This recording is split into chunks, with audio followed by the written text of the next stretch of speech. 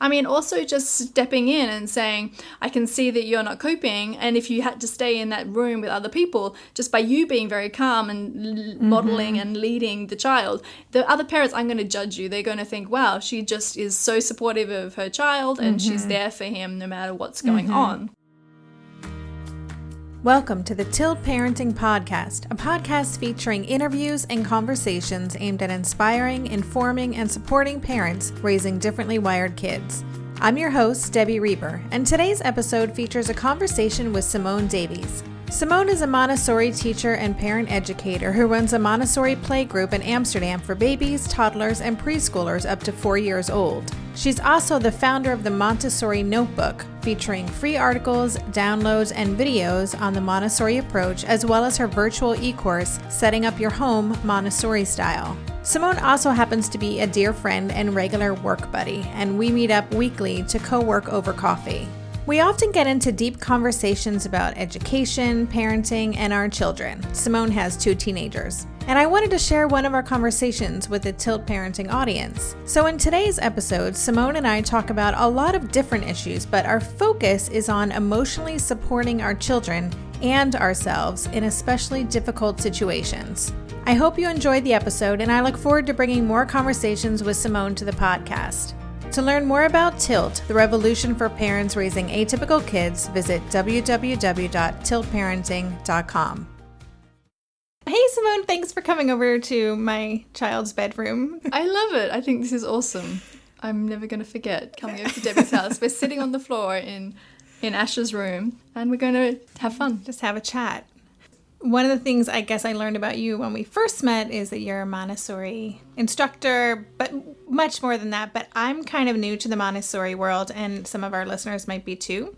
So would you mind just kind of, I don't know, do you have like a 2-minute spiel of what Montessori is? Yeah, sure. Montessori is like an alternative education system.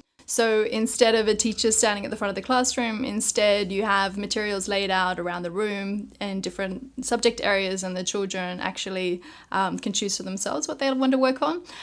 So it's actually empowering children to learn because they're interested in something, not because the teacher says that this is what we need to learn. And so you're basically encouraging curiosity in kids and, empowering them to stick at things, concentrate, follow their own development. No one's the same. And then you have mixed age groups usually in a classroom, so the older kids can help the younger kids, and the younger kids observing and watching the older kids. So it amazingly works that it's not complete chaos. Actually, everyone's really busy working. Yeah, the freedom to choose is amazing because they actually want to learn then. Yeah, that's very cool. And I think in kind of learning about the work that you're doing, and I've learned more about Montessori through you and realized there's a lot of overlap, I feel like, in the ways that we're trying to raise Asher, especially because a lot of our focus is on developing kind of executive functioning skills and independence and doing things on his own that for Asher and for a lot of kids who are differently wired or approach things differently might be more challenging. So I'm really interested in that aspect of Montessori too. I know I always think of little kids now like chopping vegetables and, kind of working in the kitchen at a young age. And that's a big part of it too, right? This kind of independently doing things. Yeah, totally. It's not like saying, oh, here you have to grow up and do everything yourself, like, and take all the fun out of childhood. It's actually that they're so interested in doing it and working alongside and being part of the family. And like a toddler can cut apple and really proud that they made their own snack. And it's not forcing the child in to eat any apple. They want to sit down and eat the snack they just made. So it's just including them in daily life, and all of those kind of skills are so useful. And they have processes and steps, and so they can build concentration. They're learning a lot. For a toddler, they're actually getting fine motor skills from these kind of activities and daily life. So that's really cool. I mean, it's a lot of Montessori, even if once you're moving to school age, the materials that they use in the classroom are all concrete. So you don't learn maths by someone writing on the blackboard. You actually handle materials. This is 1, this is 10, this is 100, this is 1,000. And you can have a 5-year-old who's doing sums like 5,360 because they can just go and get 5,000 blocks and add them to another. If the sum's 1,000, they get a 1,000 block. And they're like, look, there's 6,000 there. And they concretely see that. It makes so much more sense than having to do everything abstractly. So this hands-on learning is such a big part. It's just not Yeah, passive learning. absolutely. It's really like being involved. They often talk about in Montessori, the hands connected to the brain, you know? So don't just passively learn things like through your brain, actually touch things and you'll learn it better. That's very cool. And something you said earlier too that jumped out at me is this idea that it's one of the main foundations of how we're doing a school here, and one of the main foundations of Tilt is that every child is on their own timeline.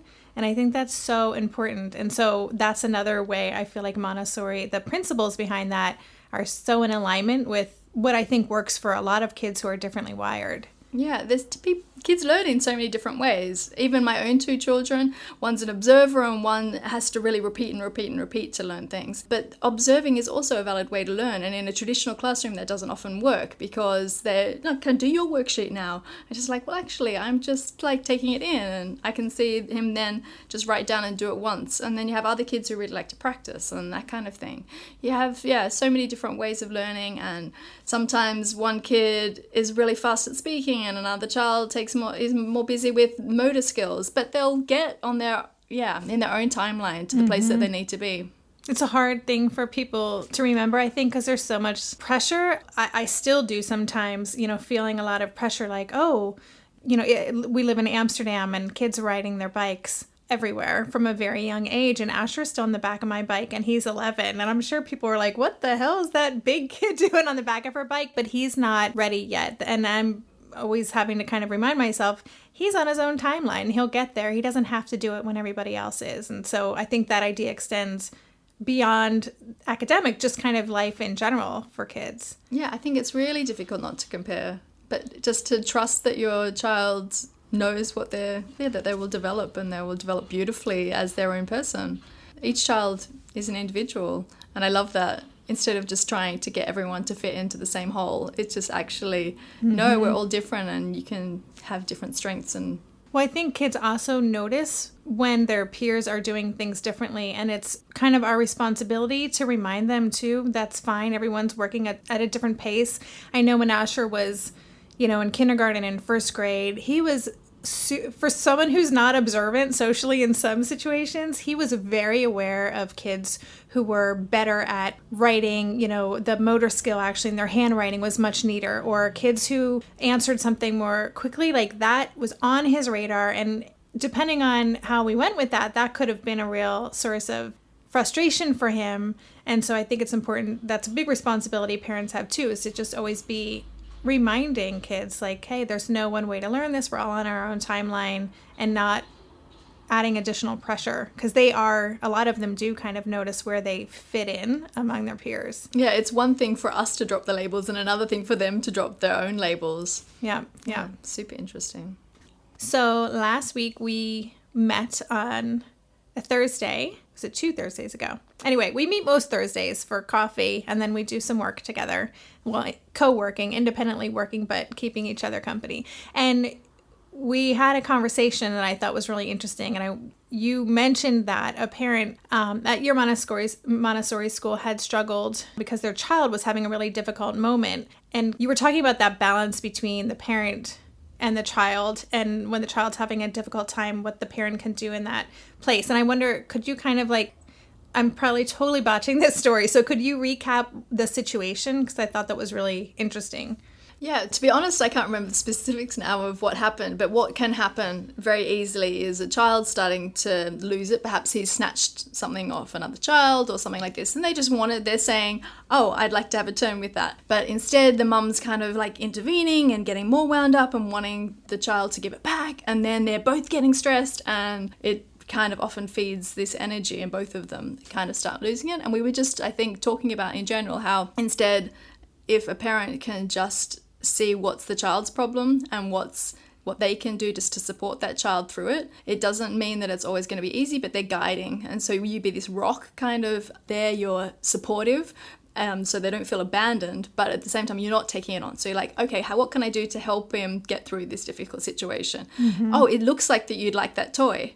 yeah, I can see you'd really like that toy. And you can kind of maybe empathize with them and talk him through that. And sometimes that's enough. Or other times you're like, oh, it looks like he's crying. Does he need some help to calm down? Or do you want to get a tissue for him? And kind of guiding him that way. So you're kind of like not solving the problem for him, but you're just standing there and helping and not taking over and letting them have their difficult moment, maybe come to calm, and then they can make amends for what went wrong, those kind of things. But we're just talking about how to... You don't want to be like completely uncompassionate. I'm not saying that, but being a rock, I think, is a really nice visual thing, that you're so strong and steadfast for your child, but you're not emotionally getting reacted yourself. Yeah, that's the key though, isn't it? It's something that I've had to learn over with a lot of practice. I've had a lot of opportunity to practice not getting emotionally involved, but I think when you have a child whose reactions are considered bigger, and a lot of differently wired kids, whether, you know, they have ADHD or are on the spectrum, or, you know, a really intense gifted kid or whatever, their reactions can be so much bigger, to the point where it's inappropriate for the situation, or you might be getting looks from other people. And as a parent, it can be so hard in those types of situations to not get emotionally involved. It really triggers something, and that's something I find so challenging. Do you have any I mean, I've seen you're pretty calm and cool. I think kind of this, some people call it sportscasting technique, you know, so like if you were a race kind of sportscaster, you'd be like, and this guy's in first, and like kind of talking about what's happening in the race, and then this guy's leading ahead, and this kind of thing. So if you're commentating on what's happening, like, okay, Asher, I can see that you're kind of getting frustrated by that, and then you can come back down and you're just talking him through like what might be happening. I can see you're really like pulling that really hard, you look really frustrated, and then you're actually just remaining quite calm. And this sportscasting can sometimes give you a little bit of arm's distance. I know some people just say breathe, but it's kind of, that's always a great advice for later. But some people are really good at just like managing to take some breaths. And actually the kids sometimes can hear you taking breaths, and that can give them... It's great also, modeling. Yeah. Absolutely. Is also really useful. I think it's just also a whole lot of practice as well. It's kind of like, okay, that went wrong, and I'm going to apologize because that went wrong. And next time, you know, how can I see this off better? Often things like preparation is like a whole lot of it. Like there's no point going to a doctor's surgery and expecting a toddler to wait patiently. It's just like, have your snacks in a little bag ready if you need to pull out a car or something to play with, and those kind of things, so you never get to the point. But also I think sometimes it's stepping in before the situation's got so out of control.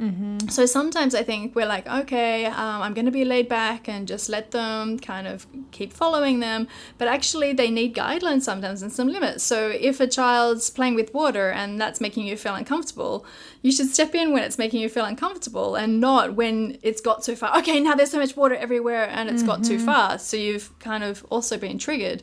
So instead I would come up and say, oh, I see you really want to put the water all over the floor.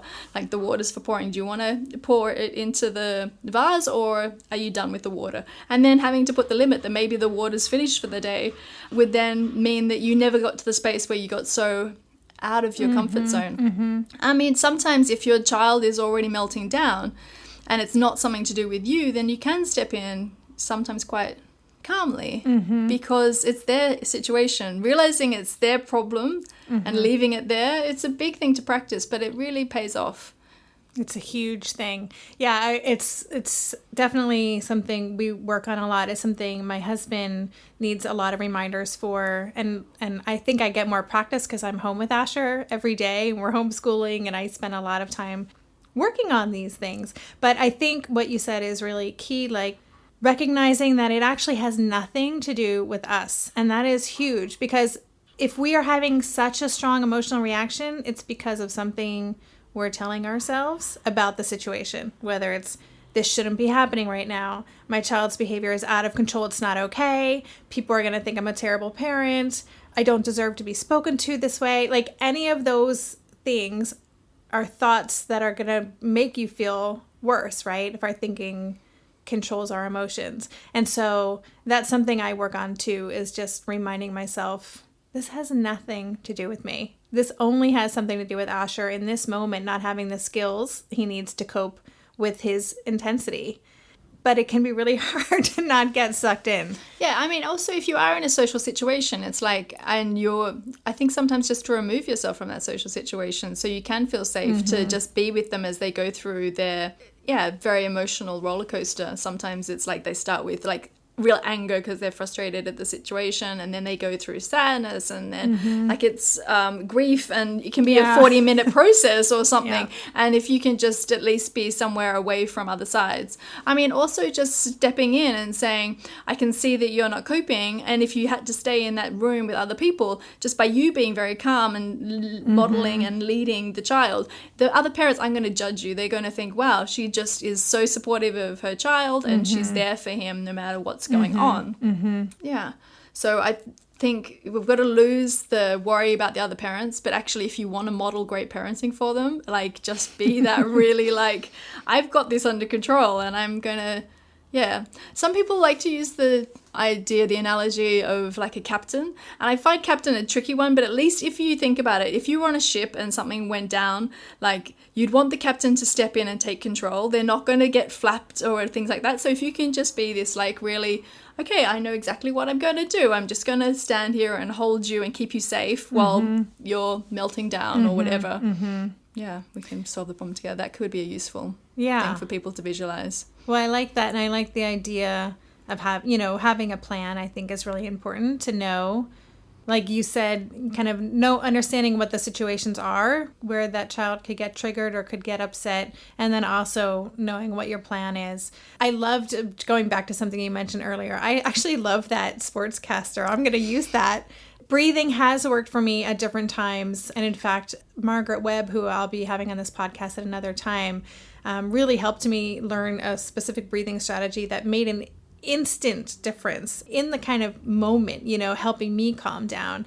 And I've certainly found that if I can be that rock, it really just turns down the volume on Asher's reaction right away. But it has to be from a genuine place. I can't be faking being a rock. Like I have to be the rock. I have to believe I'm the rock.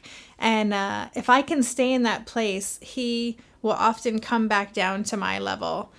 So the key is making sure that I don't. And I like that when you were saying noticing when you're starting to get elevated. I thought you were talking about noticing the child's energy, which is something I think a lot of parents who have kids that react more intensely, we are reminded to always recognize when they're about to blow, because once they've blown, forget about it. You're in damage control. There's, but so we're always trying to watch, they're creeping up into the yellow zone and we're getting near the red zone. Let's see if we can stop this from happening.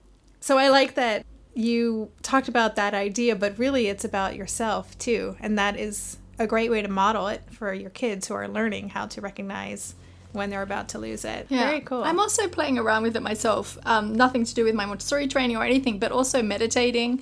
I've been probably meditating for over a year, and then I'm just finding like this silence and just practicing at neutral moments. Like I'm cycling through the park and I'm just feeling a little bit agitated, and so I'm going to practice kind of getting that little bit of drop of peace that I had this morning and practice now. And so practice when actually times are quite easy, and then in more difficult situations, maybe then you're like, I'm going to try and see if I can bring that little drop of peace back, and I'm getting agitated, and that can also be really calming. So earlier you mentioned the word empathy and practicing empathy with our child. So can you say just a little bit more about that, how that can help diffuse a situation? Yeah, totally. I don't know, it's how you interact with even adults, and I find it's just so nice if a friend, and like you've just explained, you've had a really difficult day, and if they just say, that sounds like it was really difficult, I feel like I'm heard, instead of just rushing in to solve the problem, give advice, or deny my feelings, like, you shouldn't worry about that, this happens all the time, so it's just really being heard. And so it's practicing the same thing with your child. It's like, I see that you really wanted that toy, if it was something that they're struggling with when they really want to take something off someone else. Or it's like, that fell on the ground and they completely lost it. It's just like, that didn't work out the way that you expected. Or a kid falls over, and instead of saying, don't worry about it, it's fine, you can just say, ow, that was a shock and it really hurt. And just allowing them to have big, ugly emotions. It's like, you're really full of rage right now. I mean, just accepting those big, ugly feelings instead of trying to push them away. Because I think if anyone's tried to lean into an ugly feeling, it goes away quicker. If you just lean into it and let it go, and it's allowing those feelings and just empathizing with them. Yeah, empathy can sound like, oh, is it that you feel frustrated about that? Or it could be, trying to put a name on those feelings. Just put yourself in their shoes and see what it might feel like. Or just, oh, wow, you must have been really disappointed. Yeah. And then if you get the feeling wrong, it's okay too, because they might go, oh no, I wasn't disappointed. I kind of was just like, it wasn't what I was expecting. And then it just helps them clarify their feelings. I don't think they often get angry if you get it wrong. It's just like you're kind of questioning it. Yeah, and you're also respecting their right almost to have an emotional response. I mean, I know I grew up in a household where anger was an emotion that wasn't okay to exhibit, at least not on my part. And so I think a lot of people grow up that way, that anger and those really big emotions, frustration, anger, can make people feel uncomfortable. And us as parents, when we see our child exhibiting those, it triggers that same uncomfortableness in us. But that is something, that strategy of just recognizing it. You are really upset right now. I can tell you're really sad about this. Or I started doing that with Asher a number of years ago. And I think it was Ross Greene's book, The Explosive Child. That's one of the strategies that he talks about.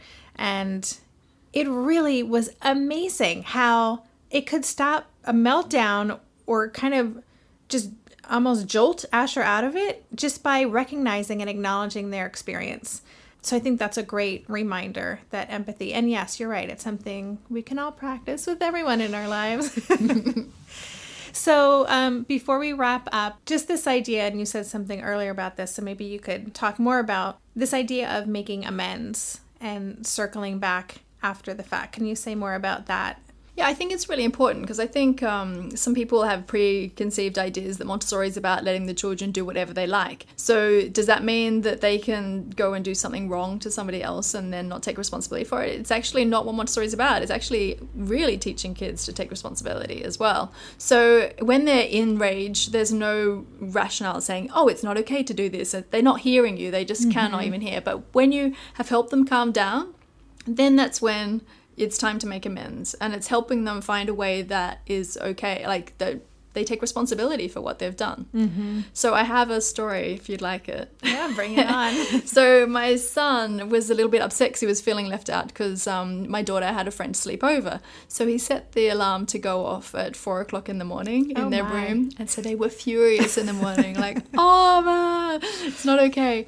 And so I walked into this rageful room and said, what's going on? And I understood the situation and I said, okay, so they're really upset and you see that you've done the wrong thing and like, how can you make it up to the girls?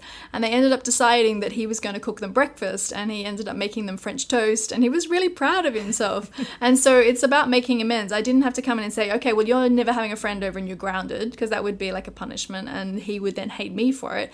And it's not saying, oh, don't worry about it, girls, it's just sleep. It's actually saying that was really not okay, but let's find a way that you can make it up to them. And like the next time that she came to sleep over, I kind of said, I'll lower the alarm. He's like, no, I'm not going to do that. So he's also learned from it. So yeah, that's my story I like to tell for making amends. I love that. That's great. We call those restitutions here. That was a big part of our life for about 1.5 years.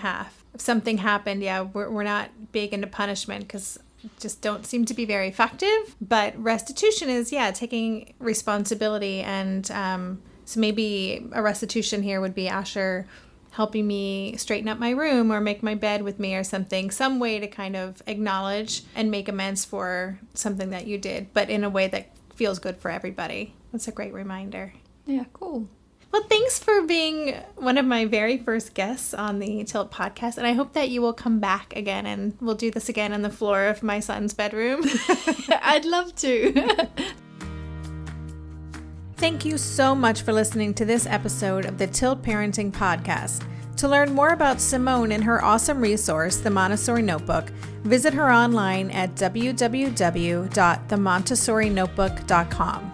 And I'll include a link for Simone's website as well as all the resources we mentioned in our conversation on the show notes for this episode, which you'll find at tiltparenting.com/session8. For more information on all the podcast episodes, visit tiltparenting.com/podcast.